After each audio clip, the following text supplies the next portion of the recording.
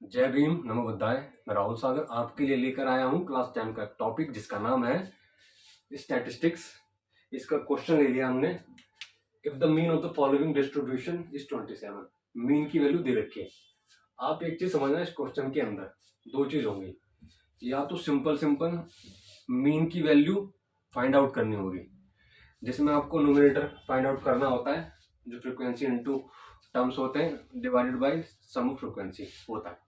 अगर मीन की value find out करनी है तो सारी फ्रीक्वेंसी या सारे इंटरवल्स होंगे, उनको सिंपली दे रखा होगा। कंटिन्यूस प्रोसेस होगा, मतलब क्लास इंटरवल होगा, तो मिड पॉइंट फाइंड आउट कर लेना।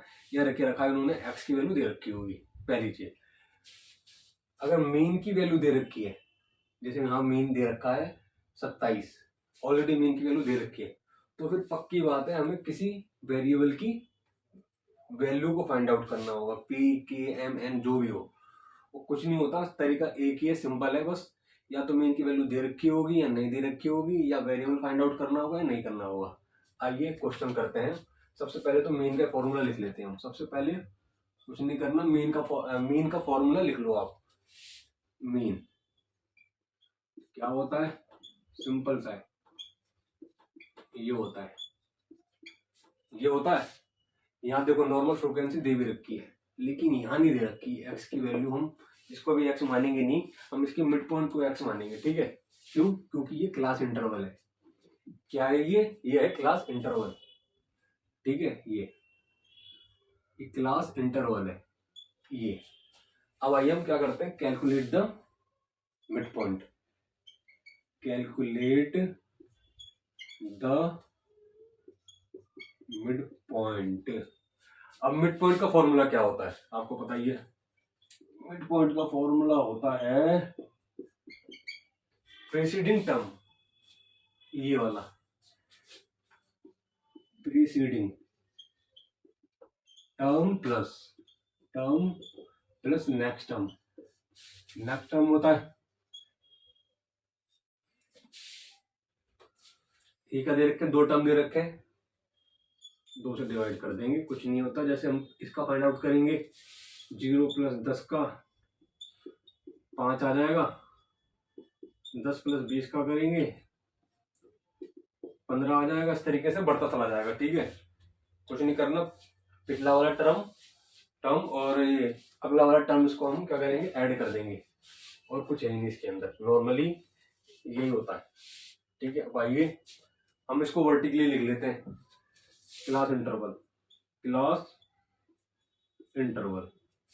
क्या है? 0 से 10, मतलब 40 से 50। देखिए 0 से 10, 10 से 20, 20 से 30, 30 से 40, 40 से 50, 40 से 50, ठीक है?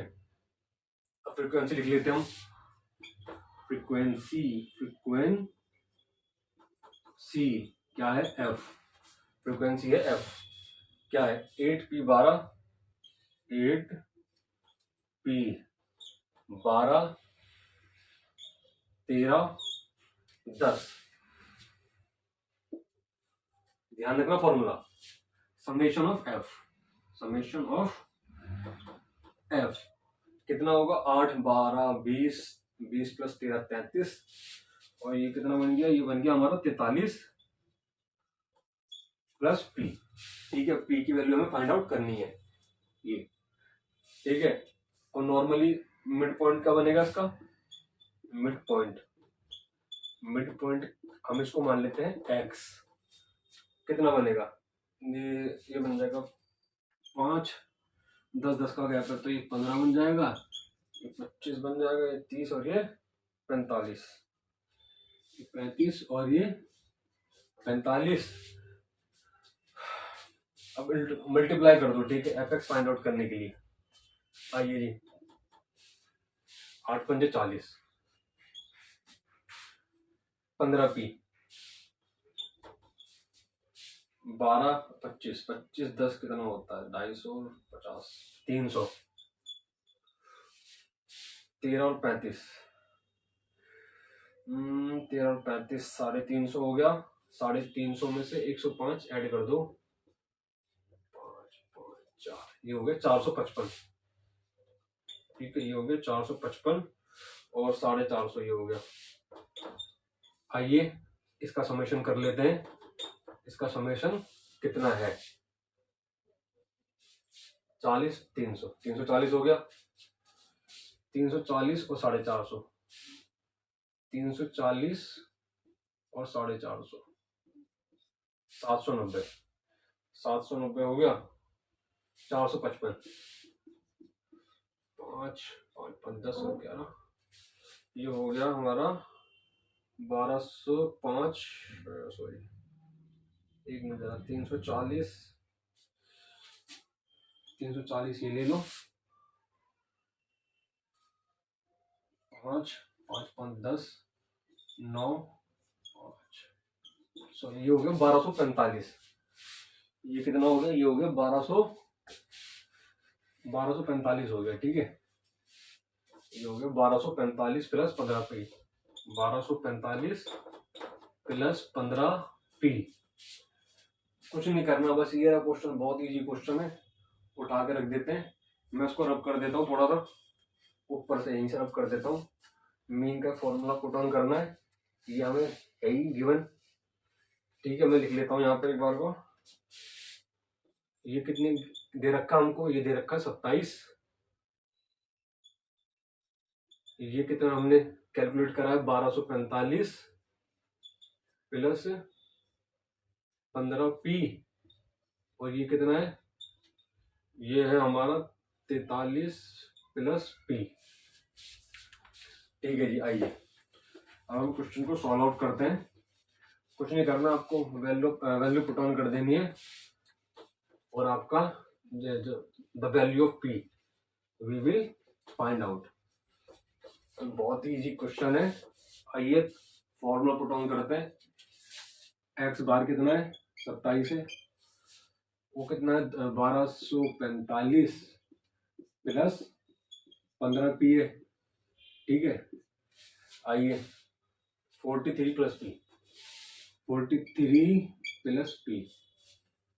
अब देखिए कुछ नहीं करना, क्रॉस मल्टीप्लाई कर देनी है बस, p की वैल्यू फाइंड आउट हो जाएगी।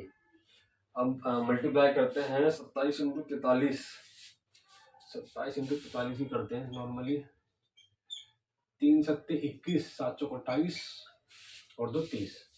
ये कितना बन गया? ये बन गया 86 बन गया। ठीक है जी, 1161, ये बन गया 1161 प्लस 27p। अभी 1245 प्लस 15p। अब देखिए 27p माइनस 15p, 1245 माइनस 1161, ये कितना हो गया? 12p बन गया। ये कितना बनेगा? ये बन गया 39 प्लस 45, ये बन गया 84, ये बन गया 84। ठीक है, कुछ नहीं करना, p equals to 84 divided by 12 equals to 7, तो p equals to 7, the value of p is 7। अब 7 मतलब ये क्या होगा? यहाँ पर 7 आ जाएगा। p की वैल्यू 7 है। तो ये क्वेश्चन था। वीडियो को लाइक कमेंट शेयर जरूर कर देना, चैनल को सब्सक्राइब जरूर कर देना, और बाबा साहब की आइडियोलॉजी को मानने वाले उनकी विचारधाराओं को, ताकि जो दबे कुचले बच्चे हैं, लोग हैं, समाज हैं, और उनका मतलब जो एक अच्छा कंटेंट मुहैया करवा सकूं मैं, उसके लिए मैं बहुत मेहनत करता हूं। आप भी मेहनत कीजिए, माँ बाप का नाम रोशन कीजिए। नहीं करेंगे तो खामियाजा आपको भुगतना पड़ेगा। और चैनल को सब्सक्राइब कर दीजिए आप भी, और मैं इस तरीके के क्वेश्चंस लाता रहूंगा। इसी के साथ जय भीम, नमो बुद्धाय।